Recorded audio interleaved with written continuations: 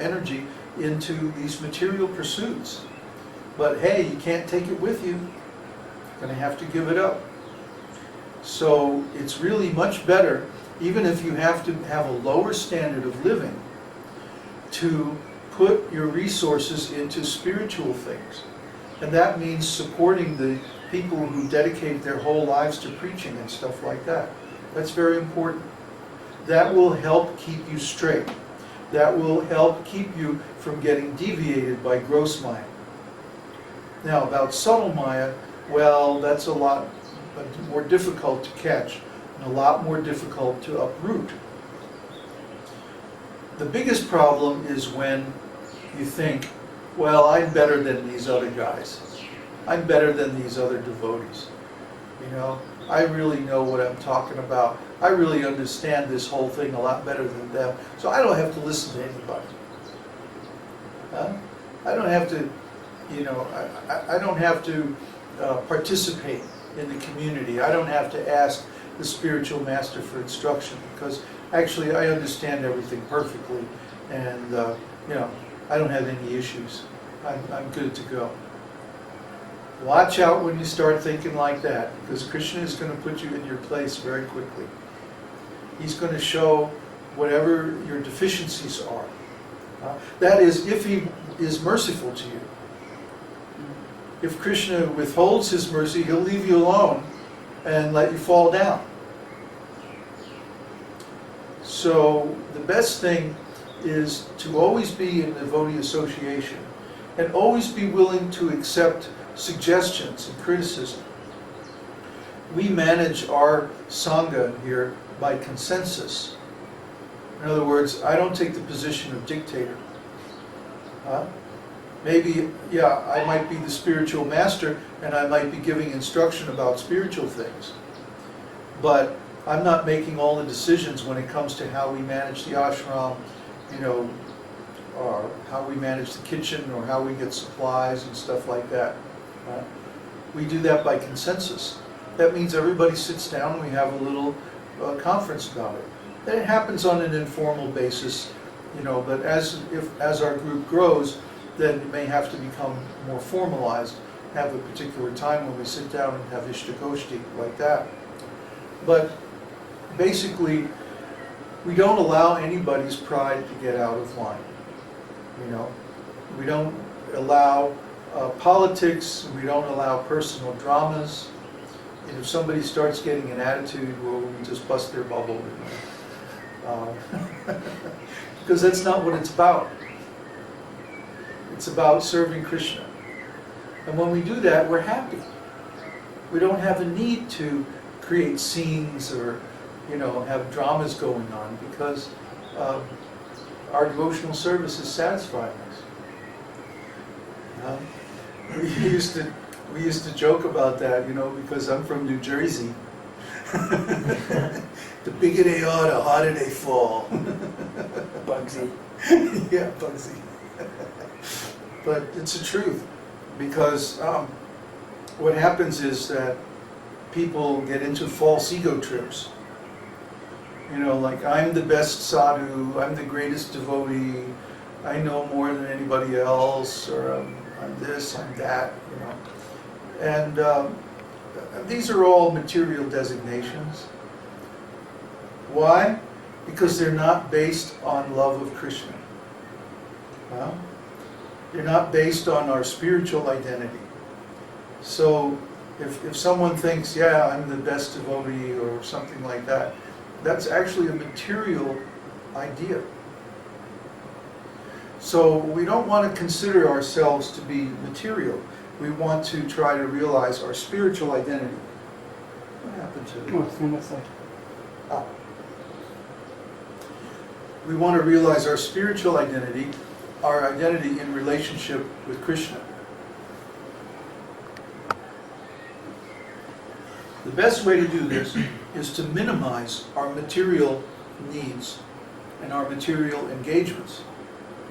Even if it means we have to take a lower position in the material world, or even in our religious group. Like when I was in ISKCON, I never took a big position. even though I was one of the senior men, I'd been around for a long time, especially when I was in and out of ISKCON in the 80s, you know, I could have lobbied for a big position and probably gotten it. But you see, I had this bad habit. I really liked to do my sadhana. And I really liked to chant nicely. So I would actually go through the whole morning program and chant, and it usually took me 2.5 hours to chant my 16 rounds. So by that time it was after breakfast and everybody was gone, you know, chasing money already, and I didn't have much taste for that anyway. So I always just kept a humble position and worked as a pujari or, you know, cleaning up the temple or something like that. Sometimes I'd do fundraising and stuff like that, but by direct mail instead of directly at the mall. And that worked out a lot better because I didn't have to lie. So when I was in ISKCON, I did not want any position. I did not want to get involved in administration and politics. I just wanted to preach. So I did a lot of studying. I spent my time looking through Prabhupada's books and learning them very, very well. Writing, that sort of thing. And then when I left ISKCON, I became a professional writer, which allowed me to work at home. And even so, like, I would work 4 to 6 months at a stretch, and then I would take off. Because I was a contractor, I could do it. When I had a project complete, generally there was some time in between projects anyway. And so I would just take my time looking for the next project. And that time in between projects I used for sadhana, I used for study. So sometimes I would travel and go to different temples and see different devotees and stuff. So even when I was living independently from ISKCON and working, I didn't work all the time. Or when I did work, I would rarely work like an 8-hour day. I might bill for an 8-hour day, but I never worked an 8-hour day because I was 2 or 3 times more productive than the average tech writer, and I could get away with it. So as long as the client was happy, why should I work any more hours than I absolutely have to? So in that way, I was able to save time for a devotional service. And by living very simply, like I never bought my own house, I would always just rent a small apartment and live very frugally. You know, I always had an old beat-up car like that. And you know, the other people in my business were all pretty much yuppies and, you know, driving Porsches and stuff like this, and they thought, well, they didn't know what to think. They had no idea, really. And I didn't encourage them to speculate. So pretty much my life was a closed book to my business associates. So I didn't get involved with them unless they saw my neck beads or my copy of Srimad Bhagavatam on my desk that I would read, you know, at breaks and stuff like that. Mostly I didn't try to preach to them or anything because I knew they were already materialists or Christians or something like that. So basically I had a very limited association in my professional life, and my whole life was really about my sadhana the whole time. So that's the best way to keep from falling down, is to minimize the material engagements that one has. Now, I know a lot of people, like I worked in the computer field where you have to use your intelligence to do the work. So you can't be thinking of Krishna because, you know, you really have to focus on what you're doing. But I would have kirtans playing and I'd be listening through headphones and like that to keep the transcendental sound vibration going. And that's another trick. Get an iPod, like I have a little iPod shuffle, which I love because I can just clip it to my belt and have the earbuds in, and nobody has to know I'm listening to Srila Prabhupada. So while I'm working, while I'm walking, while I'm doing all kinds of things, I'm hearing transcendental sound vibration. This is a great trick of using technology to stay in touch with Krishna.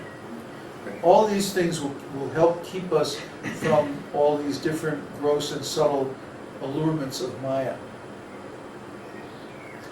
So we got any more questions? Yes. Ulver was specifying this question from before. And he says, I meant after the holy name, what is the next most important thing to be sure that it is done properly? Study.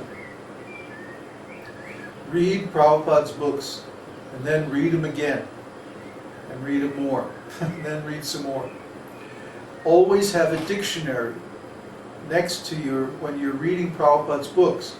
Look up the definitions of the words that Prabhupada's using, especially if you feel foggy or dizzy or like you don't want to study, you don't want to read anymore. Because everything,